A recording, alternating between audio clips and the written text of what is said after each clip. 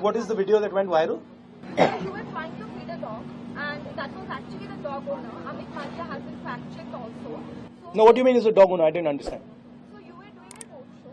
Yes, yes, Where one dog owner kept you with the dog. yes. I called the dog and the owner, he came. Yes, sir. So you tried to feed the dog the biscuit. After the dog didn't taste, you handed it over to the dog. Oh yeah, because वो बिल्कुल घबराया हुआ था, कांप रहा था, और मैंने जब उसको बिस्किट दिया वो डर गया, तो मैंने उसको मालिक को दिया कि भैया आप दे दो, ये आपके हाथ से खा लेगा। फिर वो मालिक ने उसको दिया, वो खा गया।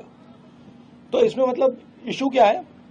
So what the BJP have said is that the person who handed over, the Malik, the dog owner, was actually a Congress no, कार्यकर्ता. वेयर इज ये कांग्रेस कार्यकर्ता? वो कुत्ते को लाया मेरे पास, कुत्ता घबराया हुआ था, मैंने उसको खाने को दिया, वो कांप रहा था ऐसे, फिर मैंने कहा भैया आप खिला दो, उसने खिला दिया। आपने झारखंड की यात्रा की 4 दिनों मतलब ये कुत्तों से ऑब्सेशन क्या है? राहुल जी 4 दिनों तक नहीं, सचमुच ये बीजेपी के लोगों को कुत्तों से ऑब्सेशन क्या है? कुत्तों ने क्या बिगाड़ा है?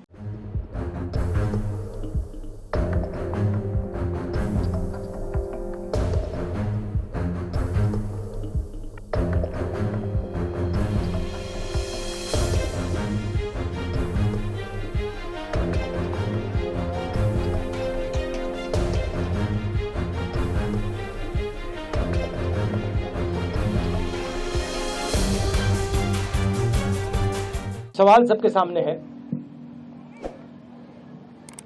प्रधानमंत्री अपने आप को ओबीसी कहते हैं, फिर बीच में थोड़े कंफ्यूजन में आ गए थे। पहले कहते थे मैं ओबीसी हूं, बीच में कहने लगे कि हिंदुस्तान में सिर्फ 2 जात है, एक अमीर और एक गरीब। तो उनको पहले तो ये डिसाइड करना है कि जात हिंदुस्तान में है या नहीं है, और दूसरी बात, चाहे वो ओबीसी हैं या ना हैं, हिंदुस्तान के 50% लोग, तकरीबन 50% लोग ओबीसी वर्ग के हैं, दलित 15% हैं, आदिवासी 8% हैं। हम चाहते हैं कि जाति जनगणना हो, हम चाहते हैं जिसकी जितनी आबादी है देश को पता लगे। आज ओबीसी वर्ग को ये नहीं मालूम कि ओबीसी कितने हैं देश में। ये ज़रूरी क्यों है? क्योंकि अगर हम इनको भागीदारी देना चाहते हैं तो सबसे पहले इनकी गिनती होनी है। तो प्रधानमंत्री जो भी कहना चाहते कहें, मगर जाति जनगणना जल्दी से कर दें और उससे घबराएं ना। दूसरी बात, जो हमने 2011 में सर्वे किया था, उसके आंकड़े वो देश के सामने रख दें, मामला हल हो जाएगा।